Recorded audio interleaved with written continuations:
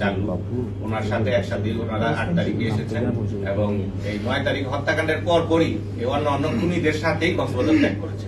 এটা খুনটার আসামির অবস্থানটাই হচ্ছে খুনের এখানে কারণ, যেহেতু এটা আপনারা বুঝতে পেরেছেন এটা একটা টার্গেট কিলিং এবং এই কিলিংটা যে কোনো জায়গায় হতে পারত এবং খুনি যারা তারা আসামির অবস্থান এবং তাদের খুন করার পরিবেশটা এখানে সুইটেবল মনে করি এখানে হত্যাকাণ্ডটা ঘটিয়েছে। আর আমরা আসামিদের যে শনাক্ত করেছি এটা আমাদের অফিসাররা গোপন সংবাদের ভিত্তিতে এবং যে সোর্স আমাদের বিভিন্ন সোর্স যেগুলো নিয়োগ করা হয় এইগুলোর ভিত্তিতেই আমরা এই আসামিদের শনাক্ত করতে সক্ষম হয়েছি এবং আসামিদের অবস্থান জেনে আমরা মৌলভীবাজার জেলার জুড়ি থানা থেকে আসামিদেরকে গ্রেফতার করেছি।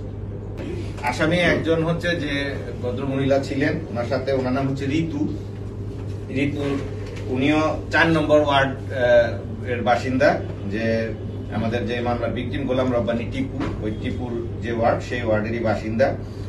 শেখ শাহরিয়ার ইসলাম পাপ্পু, তিনিও একই ওয়ার্ডেরই বাসিন্দা। আর গোলাম রসুল আমরা যাকে অ্যারেস্ট করেছি উনি 6 নম্বর ওয়ার্ডের বাসিন্দা, এই পার্শ্ববর্তী ওয়ার্ডে। 3 জন এবং সন্দিগ্ধ 2 জন আগে গ্রেপ্তার করা আছে। গতকালকে আমরা আসামিদেরকে আনতে রাত হয়েছে। আমাদের এটা তো তদন্তের একটা বিষয়, এটা প্রাইমারি আমরা একটা প্রেস ব্রিফিং করছি। এখন এখানে আমরা হত্যাকাণ্ডের কারণটা বলেছি, আধিপত্য এবং প্রভাব বিস্তারের দ্বন্দ্ব এবং পূর্ব শত্রুতা। যে ছেলেটা হত্যাকাণ্ড সংগঠিত করেছে, যিনি গুলিটা করেছেন, তার চাচার হত্যাকাণ্ডেই আবার এই গোলাম রব্বানী টিপু কিন্তু ওই মামলার আসামি।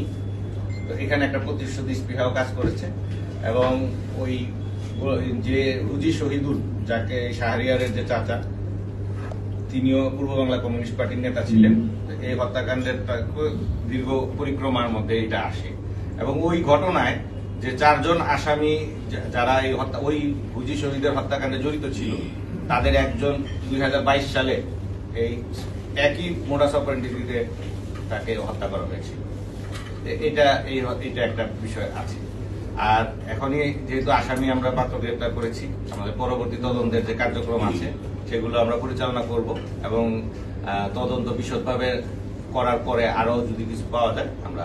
শহরটা সিসিটিভির আওতায় ছিল এবং আমাদের জেলা পুলিশের পুলিশ সুপারের কার্যালয়ের কন্ট্রোল রুম থেকে এটা কন্ট্রোল করা হতো আমাদের। তো 5ই আগস্টের পরবর্তীতে সিসিটিভির যে অ্যাক্সেসটা আমরা হারিয়েছি এবং আমরা গত 2 মাস আগেই এই যথাযথ কর্তৃপক্ষকে আমরা এই সিসিটিভি ক্যামেরার একটা এস্টিমেট করে তাদেরকে দিয়েছি যে দ্রুতভাবে সিসিটিভি ক্যামেরার এই বিষয়টা ইনস্টল করার জন্য। এবং কিছু জায়গায় লাইটের ক্ষতিগ্রস্ত হয়েছে এবং লাইটের বিষয়টাও আমরা বলেছি। তো এছাড়াও আমাদের ছিনতাইয়ের বিরুদ্ধে প্রতিনিয়ত অভিযান অব্যাহত আছে। গত 10 দিনে আমরা 62 জন ছিনতাইকারীকে ছুরি চাকু সহ হাতে নাতে ধরে আদালতে সোপর্দ করেছি এবং এটা একটা চলমান প্রসেস। ছিনতাইকারী যেখানেই থাকুক এরা আইনের আওতায় আসবে।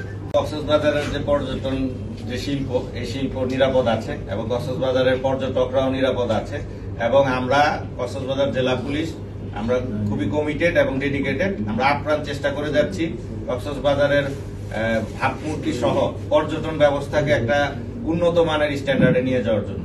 আমরা বেশ কিছু টুলসও এখানে আমরা কাজ করেছি এবং পর্যটকদের যে নিরাপত্তা সংক্রান্ত ছাড়াও পর্যটকদের ইজিনেস মানে স্বাচ্ছন্দ্যের জন্য আমরা কিন্তু কাজ করে যাচ্ছি এবং পর্যটকদের পর্যটন ব্যবস্থাটাকে আকর্ষণীয় করার জন্য আমরা জেলা পুলিশ কাজ করে যাচ্ছি। এছাড়া কক্সবাজারে জেলা পুলিশের পাশাপাশি কিন্তু পর্যটকদের জন্য টুরিস্ট পুলিশ কাজ করে যাচ্ছে এবং ব্যাপক ভূমিকা রাখছে।